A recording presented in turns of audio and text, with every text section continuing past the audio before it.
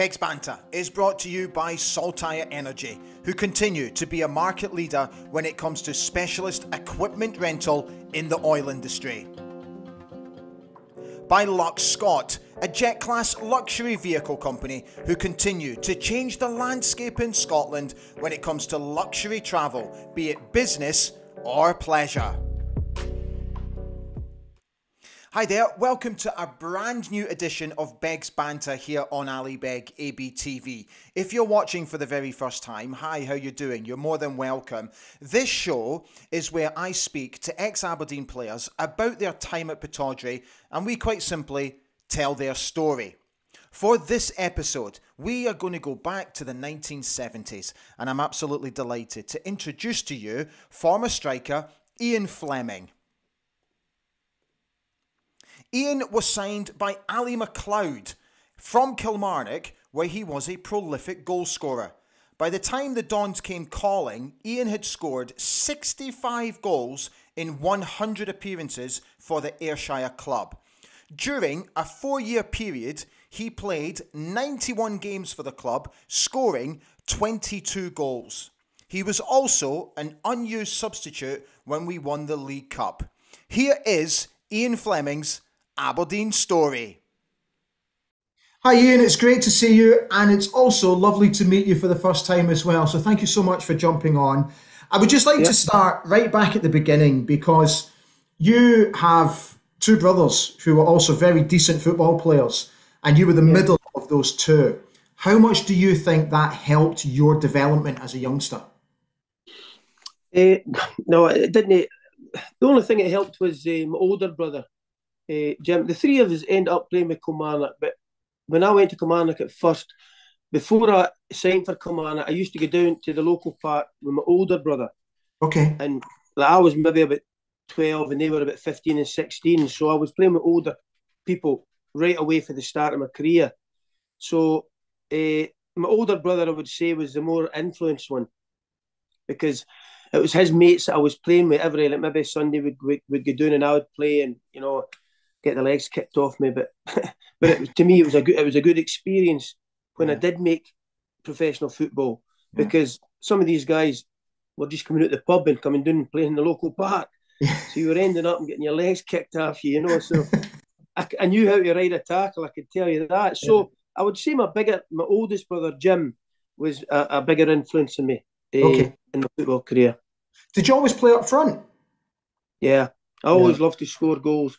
Because the thing is, Ali, even in today's game, the press always notices the goal scorer. The goal scorer always gets the highlights. The right back doesn't get much. The centre half doesn't get as much. But if you're scoring goals, then your name's in the paper, and you know, everybody likes a goal scorer. So I suppose that was the thing. You know, I mean, I just loved scoring goals. You know. Did you always practice finishing? Yeah, I practiced. We used to have a big tannery down where I lived, and there was two big walls either side of it. So I used to go down with a ball, and I used to kick the ball against both walls, left, right, right foot, left foot, right foot, left. And I just practiced the me kicking the ball with 2 feet, you know. So that was the main reason, really, that was the practice I did, so that when I got a chance, either left or right foot, I was confident enough to take it. So that was the practice I did. Shooting in the days, you would always maybe be shooting all the time, but really I never practiced shooting. But I practiced working, because I always thought to myself as a young boy, I need to kick the ball with 2 feet if I'm going to be a professional football player.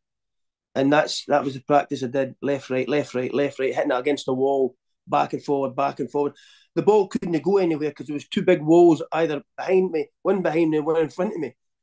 So it was all right. So I just kept, and that was the reason. So yeah, that was the practice I did for trying to make the grade in football. Yeah. Well, obviously you made it into the professional game, but where I'd like to skip forward a few more years to the time where Aberdeen actually expressed their interest in you. Can you recall that time, and how did it make you feel? Well, when Aberdeen showed interest, I'd already been 4.5 years with Kilmarnock. But Ali, when I was 15 or 16, Ali gave me everybody was talking about me. So Ali gave me a trial at Ayr United, and it was the worst night of my life. You know, it was the trial thing was terrible. It was getting the boy kicking it up to me, and I was a wee 16-year-old boy against I think it was Ricky Fleming and Alec McInnesby or that, you know, and it was just a nothing trial. You know what I mean? Because I think Ali had been told about me as a young boy. So after that, I went and played with my junior team, and then Kilmarnock came and signed me. Yeah. And then the only interest of Aberdeen was when Ali got the job at Aberdeen. Yeah. He just come straight back to Kilmarnock and wanted me to sign for them. I think he obviously must have kept an eye on me playing with Kilmarnock, you know. And that was the thing, you know. I think I was 4 years with Kilmarnock when Aberdeen signed me, you know. So Ali had seen my what I was doing at Kilmarnock at the time. I mean, 73, 74, I was the highest goal scorer in Britain in professional football, you know. So he obviously was keeping an eye on me, you know. And don't forget, Ali, we played derby games against Ayr United, Kilmarnock. So he would see me in their games as well, scoring. So, you know, I think it came as soon as Ali got the Aberdeen job. I think it was in his mind that he was just going to come and get me, you know. That was it.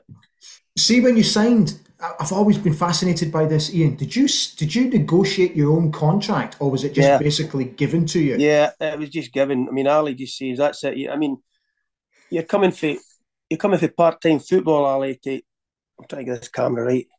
You're coming for part-time football to full-time. That's my dream. That was my dream. My dream was to be a professional football player, but my dream was to be full-time football. And Aberdeen were offering that. And I mean, it didn't matter what Ali was going to offer me. I was going to sign anyway. So I did the contract signing. There was no agents or that at that time. Yeah.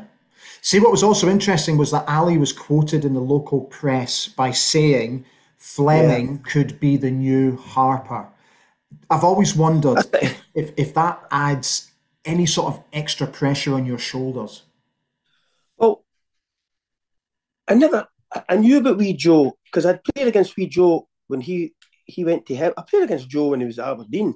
I mean, I remember I was at 17-year-old. That was my first. I played for Kilmarnock first team at 17-year-old, and I was against St Johnstone, and I played against Ayr United, and I scored the 2 goals. We beat them 2-1. So that's where Ali's seen me there as well. But with I mean, I knew about wee Joe, obviously, playing with Aberdeen, scoring goals, but I never thought me as somebody like wee Joe. Maybe Joe's just, I mean, different class, you know. I never thought of that as me as being that kind of striker, in the box striker, you know. I always felt I like to run about. I like to do the work and score, but I was more a worker. I think I changed when I first got my first team game for Kilmarnock. I was 17, playing against St Johnstone, and I was up against Buck McCarry. And Big Buck says to me, "Would you stop running about, son?" I said, "Well, I'm running about because I'm trying to get away from you." And I says to myself, so after that night, Ali, I went home and I said, I need to change. I need to change my style of play, because if I don't, I'm not going to make it. Because there's bigger boys and harder boys I'm up against every week. So I need to change my style. And I did it that week because we played Ayr United on a Tuesday night, and I just changed aggressively. I became an aggressive player, and I'm not boasting it, but I needed to become more aggressive if I was going to make the grade, because the way I played as a young boy, I scored goals all the time, dribbled, you know, scored. I was an instant player scoring goals. But once you came to the professional level, and I found out early because I was 17 when I played against Buck McCarry, so that was a 17-year-old boy against Big Buck McCarry was. But I just felt that the centre halves back then, I mean, don't get me wrong, they were, I'm not saying they were animals, but they were real. It was hard playing there. And if I didn't man up, I wasn't going to make it. Yeah. And you know, some folk will say I was a dirty player, but let me tell you, I was up against a lot of hard players in that day, and I had to hold my own in them. And I became more a target man. You had to look after yourself. Absolutely. And me and Joe, I mean, I remember one game we were playing against William McVie at Tawdry, and Motherwell went 1-0 up, and Big Wally comes to wee Joe, and he's got he's got his hands up like that, and he's saying, "Have you got a light, wee man? You got a light?" And I says to me, "Joe, what's that big insane?" So the time the game, we were halfway through the second half, we were winning about 4-1. And I says to me, "Joe, tell the big man, has he got a light? Tell me you're looking for a light now, your cigar, Joe." So wee Joe just went, "Hey, Wally, have you got a light there for my cigar?" You know, oh, we just tormented the big man after that. Just tormented him, you know. But that was the thing, you know. I mean, I'm not saying I taken the knocks for wee Joe, but I would be going for, you know, protecting him, you know. And he was in the box scoring the goals. That did for me, you know. Yeah, you know, you had to wait after you signed. You had to wait a couple of months to make your debut. Did you kind of always expect that you would have to bide your time? Yeah, I thought full time football. I think Ali was maybe right. He says, "Look, you need a couple of, you know, maybe a couple of months. Just I'm trying to get this camera right, Ali. You need a couple of months to get used to the full time football." And I just accepted that. Yeah, fair enough, and just played with the reserves. But you know, it was. I mean, I was scoring goals in the reserves, so obviously my time was going to come. You know. So you made your debut against Rangers. Can you recall that time? I can't recall that game unless it was did Davy Robb get sent off that day? Oh, I would need to check. I can remember a lot of Rangers games. You know, the one game I can remember. There's two games I remember. One's at Pittodrie, and we were playing Rangers, and of course, I'm up front with wee Joe, and we're against like Colin Jackson and Tam Forsyth, and we're playing away, and Big Greg shouting at the referee, Ken. So I would say when Big Greg shouted to the referee something, I would go to the referee. I'll just walk up and I'd say, "Who's the referee? You or him?" And the ref would say to me, "Ken, you shut up, Mr. Fleming, go on with the game." So every time Greg shouted at him, I would say, "There he goes, he's bossing you again, he's bossing you, telling you what to do." So I'm not joking. And then me and Big Tam were having a battle by that time, Tam Forsyth. And then before you knew it, second half, and I kept at the referee's ears, "Who's running the show? Him or you? Him or you, Ken?" And so next minute, Big John Greg gets sent half, and he's walking past me, and I'm like, "See you later, big man. Your refereeing didn't work." And he was raging. He was raging. And then the other time was well, I'll go to that. I'll go to the story when Billy McNeil, you know, was the manager. Yeah, we'll come to that. Yeah, we'll come to that. Sorry, Ian, I was just going to ask, see, in your first season, so you partnered either Billy Perry, Jockey Scott, or Drew Jarvie. Did you actually have a preference? No, because I was more concerned about me and my form. I needed to be right. I didn't matter who I played with, because if I wasn't playing well, I wasn't in the team. So I needed to make sure my form was right. They were all great players in their difference. I mean, Billy Perry was a great goal scorer, but his work rate wasn't the best, maybe, and maybe that's how Ali didn't take to Billy. But he could score goals.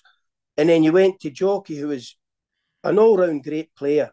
You know, Jockey was all-round great player, but he wasn't the bravest, I wouldn't think, you know. But he was a great player. There was no question of that. And you go to Drew. Drew wasn't an overall striker. He was a midfield player coming through to score goals for midfield.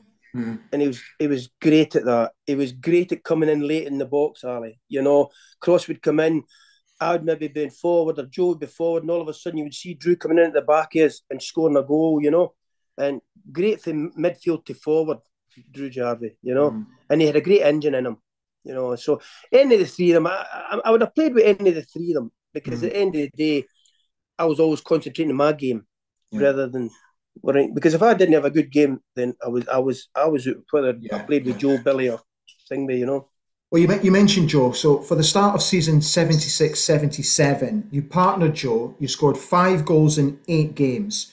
Did you feel that instant connection with him? Yeah, because what I'd done was I'd made my mind up that I was going to be doing the work. Okay. And I was going to be doing the work outside the box. Yeah.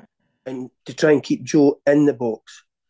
Because what's the point of having a striker like wee Joe out the box? Although wee Joe could play out the box, don't get me wrong. I mean, it was him that would float out of the box in the wing and play crosses in for me to header and that, you know. But Joe was a tremendous goal scorer. Now, what's the point of having him in the wing when I could be in the wing and Joe could be in his position where he could score the goals? So I made my mind up that I was going to be. I mean, Joe worked. Don't get me wrong. He would get in the channels. He would work the lines as well. But I tried to be the mere target man, you know, to help him, you know, as because there was no way I was wanting Joe out the box. He's more dangerous in the box, and the opposition knew that. So I was quite happy when I was playing with Joe to make the runs up the channels or in the wings, crossing them or whatever, or the ball would come across. I'd be challenging the big centre half, pitting him off, so that if it fell down to wee Joe, he would stick it in the net. In fact, that happened against the Rangers. But yeah. I mean well, I'll go to Big Billy after Ali because I know. Yeah. Okay, so why do you think you were dropped for a period of 5 months between October 76 and March 77, and what sort of impact did that have on you? Well, I can tell you exactly what happened. My kid was born, my daughter Avril was born, and the boys decided to have a party, you know, a going out party to celebrate the wedding. Well, that was the biggest mistake I made because we organised it, we went out, and they hadn't beat Stirling Albion by this time for the quarterfinals, I think, of the cup. They ended up playing 3 games. So I came in the morning, and Ali, somebody says to me, says, Ali's not happy. And I says, well, because you were out, I think it was Tuesday night, we all went out for a drink and that, Ken. And came in and he wasn't happy. So he just, he didn't say nothing. He just says, Flem, how did you invite us to the night out? I said, well, I didn't think he would come. Right, Ken. So, yeah, he wasn't happy. So he dropped you for a night out? Yeah. Okay. And to be honest, Ali, I was annoyed at that, you know, and all I did was get the head down and just keep working away and playing. And I remember the time he broke my back was we were playing Celtic the following week. I says to him, I says, look, I need to go down and see my mum and my gran. Is that all right? He says, yeah, go down for the weekend. Because obviously I wasn't in the team at the time. The reserves were playing Celtic reserves on the Tuesday, but they were playing Dundee on the Wednesday. So I went down on the Tuesday. I scored 4 at Parkhead. We beat them 5-1. So I scores 4. I goes down and sees my mum and all that. They played Dundee. You might remember this game. It was a cup tie, and they get beat 1-0 or 2-1. And so I get a phone call on the Thursday night. Get yourself back up here. You're playing on Saturday. And that was it back then. And then we goes up, and I goes into the park because Teddy Scott was there. Teddy, I says, I'm in early. What's the story? He says, I've got to train you. I says, what do you mean train me? He says, well, I played Tuesday. He says, no, he wants you to do a wee bit of running. I says, for God's sake, Teddy. So 1,200 yards he gives me, and I'm breathing through my backside. And I says to Teddy, I says, for God's sake, Teddy, I've got a game here today. He says, you'll be all right, Ian, you'll be all right. And sure enough, I was. But honestly, Ali, this is true. Ali wasn't a tactician, but motivator. He was a great motivator. So I gets into the park and he says, and he picks a team out right, and so I'm playing. So he comes up to me and says, see that boy Latchford in goals? He's no great at cross balls, Flame. So I just want you to go in and hit him, right? Just go for him, right? So I said, I ain't no problem. Again, so we get suit, game starting. Because back then, Ali, you could challenge the goalkeepers. Yeah. I mean, you could hit. Yeah. So the boys are coming across, and I'm up and I'm challenging big Latchford and that, you know. And then, of course, I think that was about the third attempt. The ball comes across, I goes right in, challenges big Latchford. The ball drops, wee Joe sticks it in the net. I think we were 2-0 up at half time, but comes in. And Ali says, I knew it would work, Flem. I knew it would work, you know. And I'm like, aye, right, Ali. right, boss. Right, yeah. I mean, honestly, you know, he wasn't a tactician. Yeah. But I'll tell you one thing, what a motivator he was. I mean, he was a real good motivator. He got you. I mean, he got everybody, fans, everybody motivated. Yeah. You see, that's interesting because that sort of leads me to my next question. For the 76 League Cup final, you were named as a sub. So can you recall the motivation that he gave to you guys to go out and win that game? What was he like in the dressing room before the game? It was always motivating. That was his big thing. His big thing was motivating. He would go around each player and he would motivate, come on, you can do it, you can do it. He was a motivator, but he wouldn't tell you how to play your position. He would just Okay. motivate you. You can do it. I know you can do it now, and it was just motivation all the time. And to be honest, he'd go everybody in Aberdeen team at that time, not feared of any team, with his motivation. We would He would start telling us, you can beat Rangers at Ibrox, you can beat Celtic at Parkhead. Don't be frightened of them. Don't. And we weren't frightened of them, and that was his big thing. He so motivated players in a way that you just felt you were unbeatable. Yeah. And that was the way that was the way he was. He was a great motivator, and telling you were better than what they were. Yeah. I mean I remember that game still sticks with me because I'm sitting in the dugout and I've got Big Davy and I are the subs, me and Davy Robb, and the game's going on, and then he says, right, Flem, get out and thing, but you're going on. And I says, right. So Big George, the coach, he must have sent Davy out as well. And he must have had a word with Ali, because when both Davy and I warmed up, we come back in, he says, right, I'm putting Davy on. I'll put Davy on, Flem. You'll go in a while, just in a wee while. Okay. So I come back into the dugout, and Davy went on, and the rest history. Davy scored the goal, Ken. But Yeah. it was it just when I came back to the dugout, he just changed his mind and put Davy on, and Davy went on and scored the goal. So were you disappointed not to get on at all? Oh yeah, I was disappointed because Yeah. I'd played against the Celtic. I'd scored two against the Celtic in a league game, so I knew I knew how to play against the big Icelandic boy and the other boys at the back, And I wasn't feared to going against Celtic even in a cup final, so that didn't bother me. Cup final didn't bother me. Nothing really. I was just great to be there and that, And I just wanted Aberdeen to win, and that was the thing. But I was disappointed not getting on. But I was still in the team. I was still, in the squad, and the guys in the team knew that I was, I was able to go in there and do a job. So that mattered more to me than Just, missing it. But I got just I got the medal. I was yeah. I was I was just going to ask, do you still have your medal? No, I gave it away to somebody. I gave it away to I was recently there. An old guy back where I come from, Mayball, he used to say to me, "Look, you keep going, you'll make it," And he used to run the amateur team back there, Okay. and I used to go, and he used to invite me into the dressing room to see how the dressing room was working, and he was a right good guy back to me as a young boy, and he's in his 90s now, and I just thought, I says, "Look, there's my medal." I says, you have it at least for a wee while if you can, and he was real Very nice pleased of with you. that. Yeah, Brilliant. yeah. So yeah. Brilliant. So let's get on to Billy. So when Billy McNeill replaced Ali McLeod, first of all, Ian, did you notice any noticeable differences in style of management? Yeah, there was more tactics involved with Billy McNeill. Okay. More tactical in the game. He was just he knew all about the game, and he knew all about the positions players were playing in and that. And but again, he signed players, that he thought were good players like Stevie Archibald. Yeah. He signed Stevie. That was his big signing really. But Gordon Strachan, Mm. it's him that signed Gordon Strachan. So Big Billy was I'll be honest, he's the best manager I've played under. Really? Yeah, yeah. I played against Big Billy when I was at Kilmarnock. I Really? played against him. So, but he was a good man manager as well.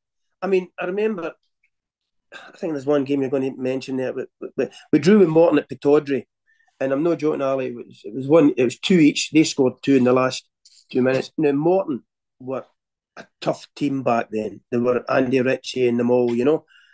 So we're playing them on the Tuesday night, and we gets there, we goes down on the Monday, trains on the Tuesday, we goes to Capello, and Big Billy's doing the team talk. Well, it's the best team talk I've ever had, because I'll tell you one thing. See, when we were going on to that part, all you could hear was the aluminium studs on the ground cringing. And I'm like that. I was as motivated as anything. So we goes on to the part. The Morton get the centre. The boy plays it to the back. And this time he plays it to the left back, Jimmy Holmes. Well, by the time Jimmy Holmes got it, I was all over Jimmy Holmes like a rash, and I hit the ball and Jimmy Holmes right up in the air. And I just says to myself, we're no here to be bullied. And that was it. I scored one, and we got a penalty. John McMaster scored. And I'll tell you one thing, because they come up and bullied us, I thought at Pittodrie. But I says there's no way they're going to bully us doing it Greenock, because it was Greenock was a hard place to go back then, you know. And then we scored. We beat them 2-1 that night, and that was the semi-final. We went to the semi-final at Hampden with Partick, you know. Yeah. We'll come Billy was a great motivator. Okay, we'll come to the Partick game in just a moment. The Steve Archibald signing intrigues me, Ian, because obviously you found yourself sort of in and out of the team because he basically put in Stevie. So were you starting to get slightly frustrated at that, or can you see what he was doing because he was just signing? Yeah, I was Big Billy. I mean, that night I scored at Morton. We win through to Thistle, right? Yeah, and I scored the hat trick at Thistle. I'm going a wee bit feeling it, right? Yeah. Big Billy told me after the Thistle game we were training, and he came up to me and he says, "Don't worry, Flem, you'll be playing in the final." Really? Yeah. Okay. Because he obviously knew. He wanted me to know that I was going to be playing in the final because he wanted to keep my confidence up. Because I knew that Stevie could have been in there, you know, easily, you know. But Big Billy came and says, "Look, you're going to be in the final, so don't worry about anything." And that was to me, that was tremendous. Yeah. So we can go back. Yeah. Okay. So the Partick Thistle game where you scored a hat trick in the semi-final. I would like to think it's a day that you've not forgotten, Ian. Yeah, that's one of the best days of my life. Yeah. I mean, I used to say, in my dreams, I always used to say I'd love to play at Ibrox, Parkhead and Hampden. So scoring 3 in a semi-final of Scottish Cup was absolutely, you know, tremendous for me, you know. Tremendous for the team as well, but and for the rest of the guys, because it's a team effort. I never ever thought of me as an individual. It's always a team effort. So, yeah, for me and my family, you know, personally, it was absolutely tremendous, you know. I know you got, I think I'm correct in saying, I think you got £100 for getting man of the match. Is that right? Okay. Yeah. Did you get the match ball? No. Oh, you didn't? Because somebody asked about that, Ali, and somebody in the SFAC, no, we don't do that, or something happened. There was something legally that they couldn't give me it, you know. And so I think that's how they check. I think that's how we get the £100 and that. I don't know what I did with that £100. I think we went out for a night out with the boys. Very nice. See, for the final itself, yeah. Obviously, we fell short on that day. Oh, dear. Now, I would like to know, Ian, and it's a question I'm sure you've been asked before. You know, we went on such a long, unbeaten run. It was 26 games. 27 games. Yeah. And then that day at Hampden, what happened? Why didn't it just click that day? Well, to be honest, we never turned up. But when you Rangers weren't, no, I'm not saying frightened, but they weren't confident to play it. We'd already gubbed them a few times in the league. We went to 26 games, so they weren't up for it themselves. But somebody said that in the dressing room, and I think we went to the park thinking this is going to be easy, and we just didn't turn up. The first goal, header for Alec McDonald, it kind of bounces. Bobby, I thought Bobby should have got it, but he says it bounced away from him. So we lose that goal, and then, you know, I think just before half time, I think Tammy McLean crossed the ball. Big Derek gets up, beats Wally, and that headers in the top corner. So it's 2-0, and I thought, fuck, you know, we weren't doing anything, Ken. We just didn't turn up. Everybody was, you know, it was a bad day at the office kind of style, but on a very important day, you know, to have. But I remember standing there because I think I get subbed, and I don't know if it was Steve out in tone or it was somebody out in tone, but I was standing with Big Billy after the game, and he says the one thing about Rangers and Celtic, Ian, he says, is they come to Hampden regular. So they get used to it. So we need to get used to coming to Hampden. And when Fergie take over, we get used to coming to Hampden. And it's true.